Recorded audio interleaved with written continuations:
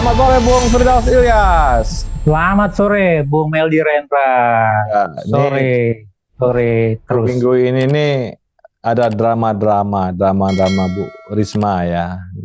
Bu Risma nih ini orangnya sangat responnya itu respon yang asik gitu loh. Jadi dia memasukkan hati nuraninya dalam responnya. Jadi dan Kemensos ini juga sarang penyamun kali ya, juga berkali-kali gitu ya, sejak awal dari Bachar Chamsah sampai sekarang tuh kena terus ya, artinya emang ini kementerian ini nih memang harus diganti ya dengan yang lebih kuat ya, harusnya yang leadershipnya kuat, orangnya bersih gitu ya, untuk ditaruh di situ. Saya kira boleh juga tuh Bu Risma jadi Menko, Pak Mahfud jadi Menteri Sosial, kan menarik ya. Gimana? Betul. Bung Firdaus. Iya. Jadi kalau kita bicara tipologi kementerian Bung Meldi ya. Jadi kalau kita coba bikin peta risikonya gitu. Salah satu kementerian ya. Jadi bukan menteri ya. Kementerian yang risikonya sangat tinggi untuk penyimpangan atau korupsi itu Kementerian Sosial. Namanya juga Kementerian Sosial. Jadi dia banyak mengelola event-event yang sifatnya emergensi, kemudian bagian dari intervensi sosial, bantuan-bantuan yang sifatnya harus cepat, harus tanggap begitu. Nah, tapi kalau kita lihat dari mekanisme kerja yang seperti itu, tentu juga harus diimbangi dengan mekanisme SOP yang baik, kemudian pengawasan yang baik, mental yang baik, sehingga tidak menjerumuskan orang gitu. Jadi kalau kita lihat berita beberapa hari yang lalu gitu ya, KPK melakukan penggeledahan di kantor Kementerian Sosial. Kebetulan sekarang yang menjadi nakodanya adalah Ibu Risma. Mungkin kita akan lihat kira-kira nanti seperti apa perkembangannya. Jadi kalau kita berkaca lagi efek traumanya. Jadi efek traumanya kan sudah ada dua menteri ya kalau tidak salah ya Bung Meldi ya. 3 sebenarnya. Jadi ada Pak Bakhtiar Kamsah, kemudian sebelumnya Pak Juliari, sebelumnya lagi ada Pak Idrus Marham, walaupun sekali lagi Idrus Marham itu ditersangkakan untuk kasus bukan ketika dia di Kemensos, tapi dia di PLTU ya waktu menjadi anggota DPR gitu. Tapi paling tidak aromanya jadi, kok bisa jadi 3 gitu. Nah, apakah nanti akan beruntun terus menerus gitu ya. Nah, pertama mungkin tadi saya sepakat, coba kalau kelihatan misalnya Pak Mahfud MD menjadi di Kementerian Sosial yang keras gitu ya, apakah ada shock terapinya atau tidak. Tapi kalau kita bicara natur atau atau tipologi Kementerian Sosial, memang keretannya sangat tinggi ya kalau kita bandingkan kementerian-kementerian lain. Bahkan kalau kita bandingkan dengan PU itu proyek infrastrukturnya banyak, atau pendidikan atau kesehatan. Karena sekali lagi namanya juga Kementerian Sosial. Dia banyak mengelola skema-skema belanja yang sifatnya hibah atau bantuan. Nah, kalau kita bicara skema hibah atau bantuan kan mekanisme akuntabilitasnya relatif lebih longgar. Nah, kalau kita lihat dari kasus ini kan yang digeledah sekarang oleh KPK adalah ada indikasi penyaluran bantuan fiktif gitu ya untuk 2020-2021 gitu, keluarga harapan gitu ya, atau bantuan sosial itu diduga dimanipulasi. Maksudnya ya mungkin fiktif, atau kalau penerimanya dia dikatakan 100 tapi sebenarnya menerima 10 misalnya, atau penerimanya dapat 5 kilo tapi yang diterimanya 3 kilo, telurnya 20 cuma dapat 10 misalnya. Ini kan skema-skema yang memang kita hadapi sehari-hari ya. Jadi dari naturnya, dari tupoksinya sendiri, ini sudah memang memberikan risiko yang sangat tinggi. Jadi siapapun nanti akan jadi menterinya, termasuk eselon 1-nya akan menghadapi persoalan-persoalan seperti ini gitu. Nah, sayangnya kalau kita lihat ya, artinya Kementerian Sosial ini tidak cukup adaptif ya, tidak cukup memberikan respon yang baik ya. Artinya dengan penguatan internal kontrol, melakukan mekanisme pengawasan, memperbaiki mekanisme mulai dari pendataan demand. Jadi kalau kita bicara bantuan sosial, demand-nya betul apa enggak? Jangan-jangan orang sudah meninggal, orang yang tidak ada di situ tapi didata, KTP-nya entah gimana, sehingga kemudian kebutuhannya melonjak. Yang disalurkan sebagian, yang sebagiannya lagi larinya ke pasar misalnya. Atau dulu ada bantuan gula, ada bantuan sembako. Jadi satu itu. Jadi risikonya sangat tinggi. Kemudian yang kedua kalau kita lihat ya, dari sisi saya ambil contoh, itu yang satu, ada risikonya begitu tinggi. Kemudian yang kedua kalau kita coba dari sisi berkaca dari instrumen pengawasannya ya Bung Meldi ya, yang saya coba ambil dari temuan penyimpangan administrasi oleh BPK ya. Jadi untuk audit 2016 sampai 2021 untuk laporan keuangan. Ya, jadi setiap tahun kan laporan keuangan kementerian lembaga ini wajib diaudit oleh BPK. Nah, temuannya macam-macam, dari pelanggaran peraturan sampai misalnya sistem internal kontrol. Nah, salah satu yang terkait dengan pelanggaran peraturan adalah temuan penyimpangan administrasi. Administrasi itu tata kelola ya, Bung Meldi ya, gitu ya. Nah, kalau kita lihat misalnya rata-rata temuan seluruh kementerian lembaga itu hanya 4,4 temuan. Jadi kalau kita meratakan gitu ya, sekitar 5 lah temuannya. Tapi di Kemensos itu rata-rata temuannya itu 14,3, lebih dari 14 temuan untuk 1 tahun anggaran, gitu ya. Nah, kalau lihat dari temuan-temuannya terkait penyimpangan itu, yang terbesar itu apa? Ya, teman-teman yang terkait dengan pertanggungjawaban yang tidak akuntabel. Jadi akuntabilitas dari pertanggungjawaban itu tidak ada. Jadi pengelolaan program, pengelolaan belanja, pengelolaan kegiatan itu 50% dari komposisi temuan itu terkait itu. Kemudian yang kedua yang terkait dengan ke bidang pengelolaan dari barang milik negara BMN-nya begitu ya. Jadi aset-aset ya, beli barang ini, beli barang itu, ternyata asetnya tidak ada atau tidak tercatat begitu. Nah, kemudian kalau kita coba lebih lanjut lagi misalnya, ini yang menjadi gambaran. Jadi dari autonomi dibandingkan kementerian-kementerian yang lain gitu ya, temuan penyimpangan administrasi untuk Kementerian Sosial itu cukup tinggi gitu. Nah, pertanyaan saya, apakah Bapak Irjen Kemensos ini juga ketika ada menteri atau dalam rapat-rapat setiap tahun itu dievaluasi, kemudian dilakukan mekanisme perbaikan atau tidak gitu. Yang menarik adalah gitu ya, salah satu komentar Bu Risma kalau saya baca ya, kalau tidak salah mengatakan, ya saya tidak peduli pokoknya gitu. Saya sedang melakukan tindak lanjut dari temuan-temuan sebelumnya. Jadi kalau kita lihat ada PR nih. Jadi setiap temuan BPK itu kan ada harus ditindaklanjuti, harus diselesaikan begitu ya gitu.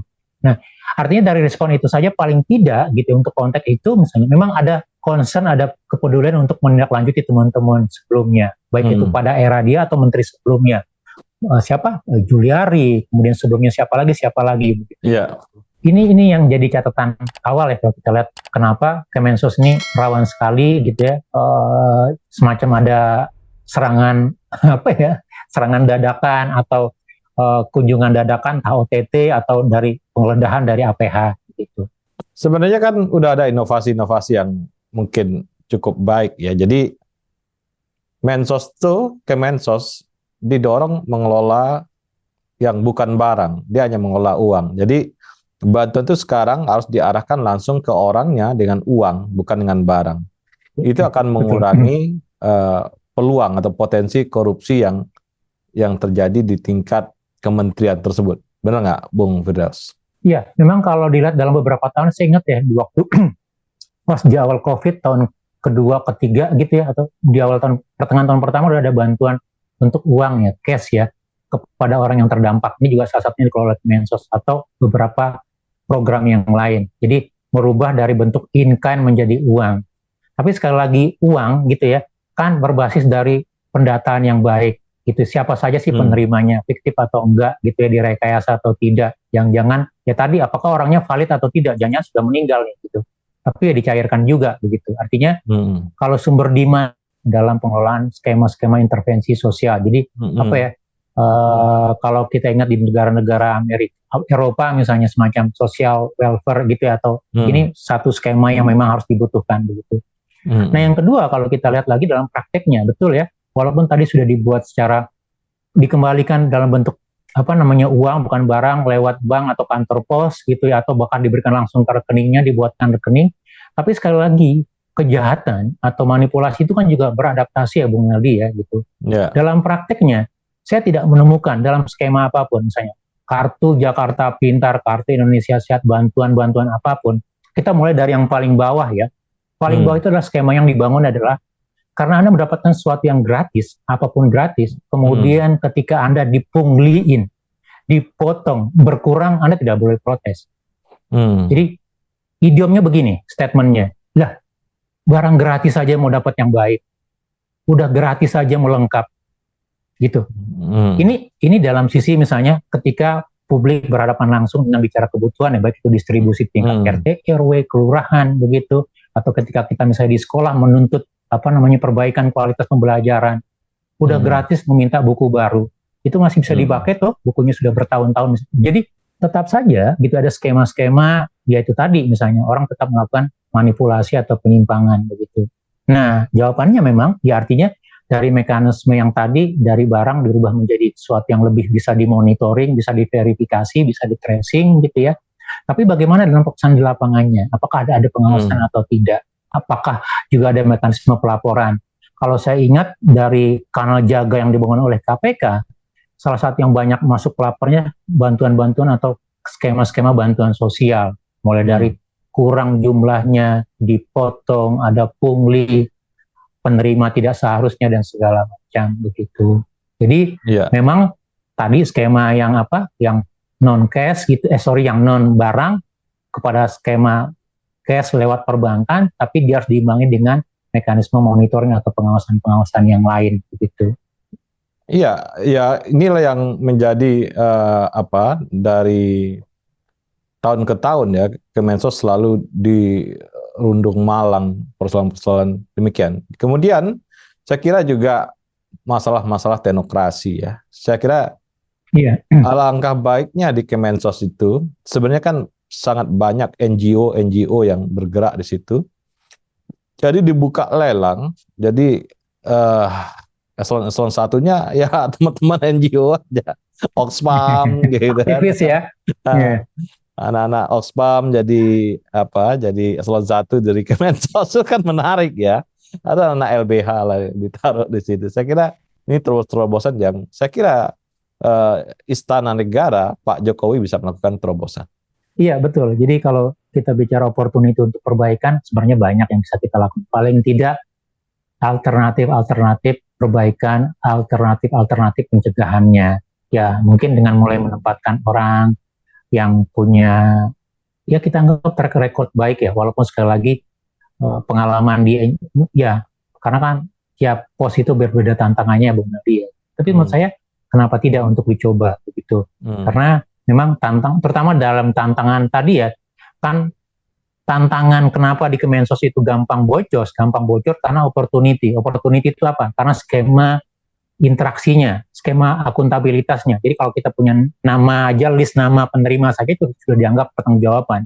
Karena kan belum tentu misalnya. Atau kita punya nama, punya nick, punya fotokopi KTP, oh iya, berarti sudah 100% di disbursement penerima manfaatnya valid. Padahal belum tentu juga begitu kan. Karena semua bisa dimainkan, bisa dimanipulasi gitu. Jadi itu bisa menjadi salah satu alat untuk memperbaikinya. Tapi di sisi lain memang saya tidak tahu juga ya, mungkin ini butuh kajian teknokratis, mungkin berkaca dari beberapa negara lain. Kira-kira skema-skema intervensi sosial ini kita bisa dorong dalam bentuk lain atau tidak?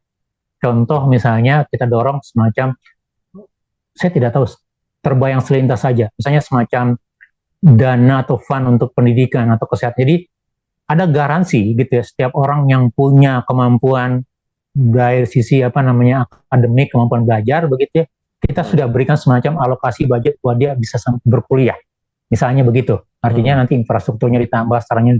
Jadi dari itu bagian dari intervensi sosial, gitu ya, jaminan sosial kepada publiknya begitu. Atau ada yang skema yang lain begitu.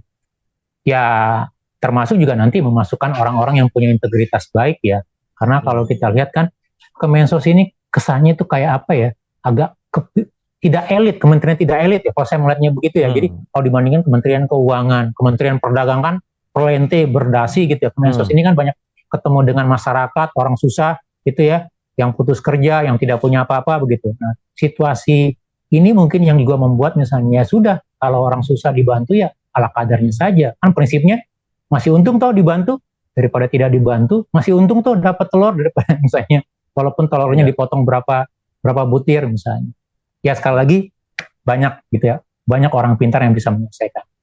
Ya, kita berharap banyak nih Kementerian Kaipang nih beres ya, Bung Firdaus. Betul. Ya kebertian marhain gitu ya, Kaipang atau yang orang banyak ini.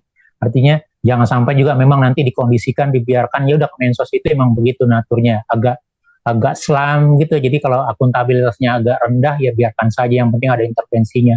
Negara hadir di sana. Pertanyaannya, negara tidak cukup dengan hadir, tapi juga bertanggung jawab, berintegritas gitu ya, bisa mempertanggungjawabkannya. Begitu. Terima kasih Bung Firdaus. Sama-sama, terima kasih Bung Meldi Rendra. Salam Indonesia bersih. Selamat sore, salam Indonesia bersih.